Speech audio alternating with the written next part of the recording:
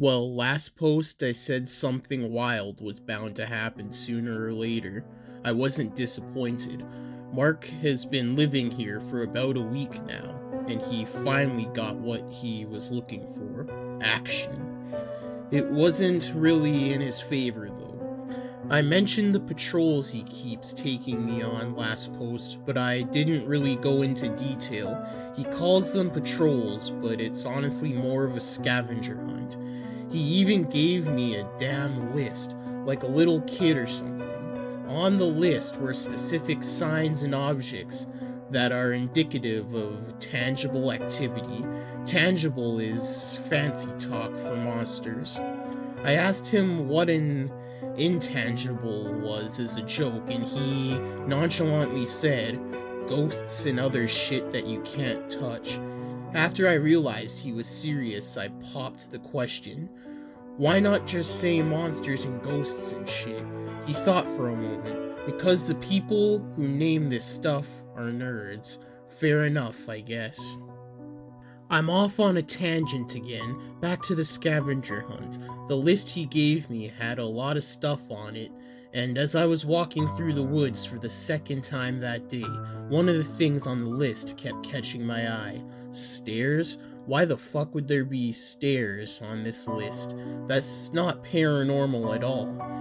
Also, if there had been stairs in these woods, I would have already found them. That's not something you miss. I mean, I thought this whole search around for stuff idea was stupid from the beginning anyways. I never searched for the hellspawn on this property.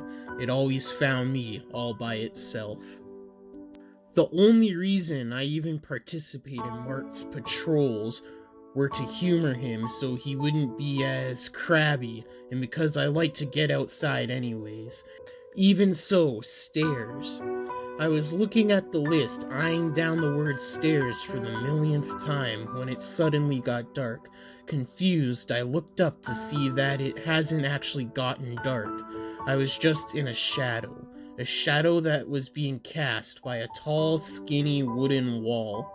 I had been to this exact spot a few days earlier, and there had been no such object. The wall was about 5 feet wide and 10 feet tall, and I somehow almost walked directly into it without realizing. I began to walk around it and quickly realized it wasn't a wall. Yep, you probably already guessed. It was the back of a fucking flight of stairs. I was honestly fucking shook. It was like I had summoned them after thinking about them too much. I immediately called Mark on the radio. He had given me for situations like this and yelled, "Dude, I actually found stairs. Like, real frickin' stairs out here." I hadn't been this excited about something in a long time, and I had no idea why I was excited now. I think it had something to do with me thinking the stairs were such a stupid thing to look for, only to end up finding some when I never expected to. Either way, I barely heard Mark respond with "Okay, just stay put for a minute. I'll be there soon, and please stop screaming. You're scaring away all the things out here." He said something else, but I wasn't listening. I was far too aroused in these stairs. I had to go up them.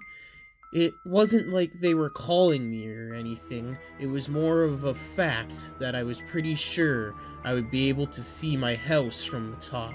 So with Mark still saying unintelligible commands on the radio, I began to ascend. As I walked up the stairs, the woods around me started to quiet down, which is weird in retrospect, but I really didn't pay any attention to that. Another thing I noticed was there wasn't even any leaves or dirt or anything on the steps. Anyone who has experience in the woods knows that it only takes a few hours for Mother Nature to spread her shit all over any given object that is left in her care. The real anomaly happened when I hit the top step, though. See, the second my heel hit the top step, I heard Mark let out a "What in the son of a bitch?" I froze. I started weighing my options. If I let whatever was out here kill Mark, I wouldn't have to deal with him anymore. I also told myself I wasn't going to kill people anymore. Does it really count as killing him if I just let him die, though? They'd probably just replace him anyway. Guess I'll go help. And with that, though, I went to go help him. I honestly expected there to be a pail clamped onto his foot, or for him to have fallen into one of Camel's traps, but alas, all I found was Mark without shoes on, just socks, clenching the toes of each of his feet in his hands. Before I could even ask him what was going on, he stuttered, You went on the damn stairs, didn't you? Yes? And why does that matter? I'm telling you, if looks could cascade, bad shit happens when you go up the stairs, you dick. I told you over the radio not to go up them. Ah, must have missed that part. What happened to you anyways? Now, this part is kinda nasty. Mark let go of the end of one of his socks to reveal the toe area was covered in blood. He then removed the sock, and I shit you not, all of his toenails were gone. Damn, how'd you manage that? Are you daft, Cole? You did this when you went up those stairs. Yeah, sounds stupid, I know, but I kinda believe him, because I know for a fact that those stairs weren't normal. I'm certain of this because I went back to where they were to show Mark, who was limping something awful. They weren't there anymore, just disappeared. Mark wasn't surprised by this either. And in case you were wondering, I could not see my house from the top, which was a bummer. That's about it for the stairs, but something else did happen yesterday. The day after the stair incident, I actually met a brand new monster, at least new to me anyway. I think Mark knew what it was, but he wouldn't tell me. It gave me the spooks though. As you may have already gathered, it happened on one of Mark's patrols. He was actually adjusting to life without toenails pretty good, I'll give him that. The night before, he took a large amount of bandages and some rubbing alcohol from my bathroom. Guess he did a good job on himself because he was walking pretty close to normal now. I did hear a lot of groaning and heavy breathing at night in my living room though. I hope it was him patching himself up and not him having fun on his laptop, if you know what I'm saying. Anyways, we were walking through an area of the woods that stays somewhat dark during the day due to the dense tree cover blocking out most of the sun. Other than the lack of light, everything seemed pretty docile. That was until Mark started complaining about a noise. Cole, do you hear that? I was thinking it was like static or something.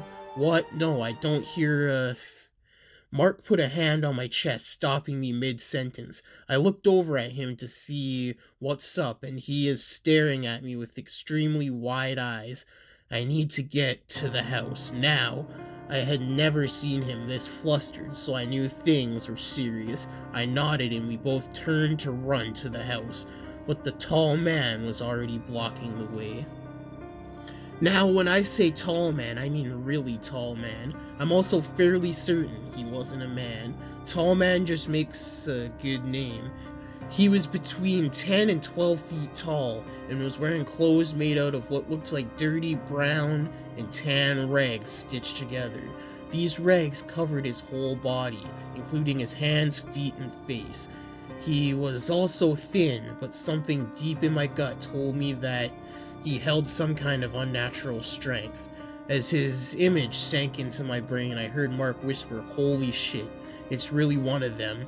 Off to my left, there was complete silence for a while, not actually sure how long. The only thing that I could hear was a slight static, buzzing sound. No one moved in the silence, not Mark, not me, not the pail that was about to bite into Mark's leg while he was distracted. "Wait, holy shit, Mark, look out, pail on your right." With surprising speed, Mark pulled out his Glock and put 2 shots in the pail's head. It didn't move after that, but the tall man did.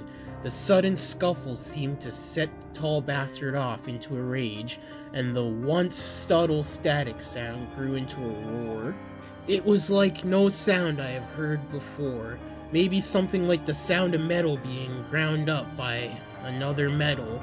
However, the sound was the least of our worries. It started springing at us. It was originally about 30 yards away, but it seemed to have covered the distance in the blink of an eye. He was on us before we could react.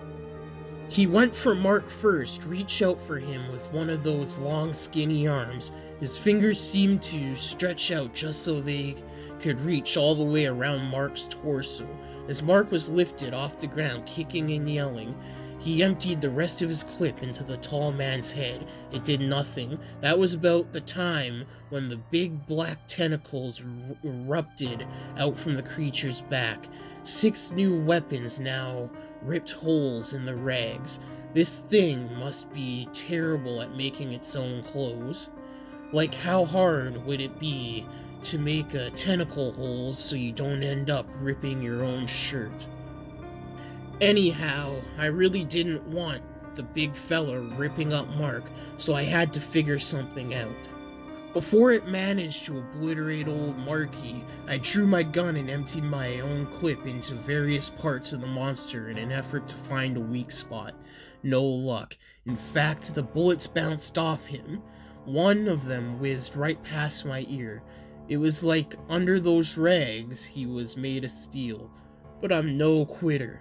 I now had his attention, and I'm pretty sure Mark was going unconscious at this point because he couldn't breathe due to the thing's death grip. I drew my brand new Bear Grylls survival knife and lunged with all my strength at its leg, but I didn't stab it. If bullets couldn't get through this thing's skin, my knife didn't have a chance, but I had a plan. I got behind it, only to get snatched into the air by one of its tentacles. I was immediately faced to rags with this thing. Its tentacle was wrapped tightly around my stomach. It now had Mark and I both exactly where it wanted. I swear, I could hear a deep demonic laughter within the still roaring static that filled my brain, but it stopped laughing when I started. I began scream laughing, not really sure why. Sometimes I think I might actually be insane. The tall man cocked his head to the side as if saying, "You do know you lost, right?" The only thing I was able to say before the last of my air was squeezed out of me was, "I really hope this fucking works." And with that, I took the knife that was still in my hand and sliced the tentacle as hard as I could. My hope was that since the tentacle could move so fluidly, the skin would have been softer and weaker. Otherwise, it would be stiff and not flexible. Oh, how right that theory was. I was met with a spray of hot black liquid and the static sound morphing into the sound of nails on a chalkboard. I fell 7 or 8 feet to the ground and landed flat on my back. That shit hurt, but adrenaline is a hell of a chemical, so I was back on my feet almost immediately. 2 things I noticed off the bat. It was still holding a now unconscious Mark, and my attack hadn't quite managed to slice through the entire tentacle, but I was close. The thing seemed to be deciding whether to retreat or to try to kill me again. I took advantage of this slight hesitation and leapt at the now limp tentacle. I grabbed it and yanked with all the force I could muster. Now it completely severed itself from the beast. Suddenly, all the sound in my head stopped, and I heard Mark hit the ground off to my right. I looked up, only to see the tall man's covered head aimed at its now disconnected appendage, then at me, then at the woods behind him, then at me, then at his tentacles. Something tells me he's never been injured before. After he finished looking at stuff, he bolted backwards just as fast as he approached us before. Yes, he sprinted off backwards. What is it with monsters and running backwards? Seems silly to me and dangerous. Anyways, I ended up having to carry old Mark over my shoulder back to the house. He could stand to lose a few pounds. He woke up a few hours later and interrogated me on how I managed to scare the thing off after he passed out. I told him I just ripped off my clothes and started running at the thing until it ran off. Mark said he wouldn't let me see the thing's file until I tell him what really happened, but I want to sell the naked story. Maybe I'll tell him what really happened later and let y'all know the real name of the creature. Or maybe I'll keep trying to convince Mark that while he's a monster hunter, I'm a monster predator. That is it for now, though, guys. I'll post again soon. In case you were wondering, I haven't seen Skinny in a few days, and still haven't heard from the lady in the tree in a while. But life goes on, right? Be sure to check out the other parts of this series. I'll have the links below. Until next time, Cole signing off. Hey guys, thank you for listening to today's Creepypasta, and I hope you enjoyed. I do have a podcast called The Murder House Radio Show. Check it out. The link will be in the description below. It is a true crime podcast. But if you did like, comment, subscribe, and share for more. Hit the bell notification when you subscribe and select all to get all notifications whenever I upload. I upload 6 days a week, Monday to Saturday, at least one video a day. Also, go follow all the social media accounts. They're in the description below. I do have a subreddit called Deadly Narrations. The link will be in the description. Also in the description below are the sources to the creepypasta and the music used, so go check those out. Let me know what creepypasta you'd like to hear next, or if you have your own creepypasta you'd like me to narrate. Or if you have a creepypasta series you'd like to hear, send them to me on any of the social medias in the DMs, or to my email address, which is also in the description. Also in the description below is the author's social medias if they have any listed. But that's it for today's creepypasta. I hope you enjoyed. Until next time in the Deadly Zone, stay deadly and stay spooky.